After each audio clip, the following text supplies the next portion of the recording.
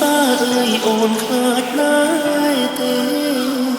ពេលគ្មានបងក្បែរតើមានមេបារម្ភប៉ុណ្ណាពួកយើងបែកគ្នារឿងតិចតួចមិនទុកចិនដា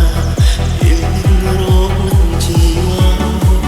កាយអាទៅឆ្ងាយមើលបងសម្លាញ់បងសួរខ្លួនឯងថាពួកយើងអាចដូចពីមុនវិញដែរទេពួកយើងនៅមានឱកាសអាចចាប់ផ្ដើមថ្មីឬអត់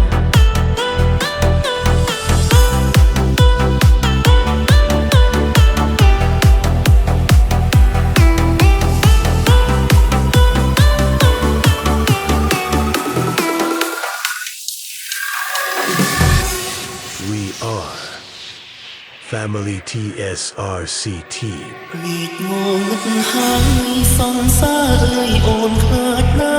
ស់ទេ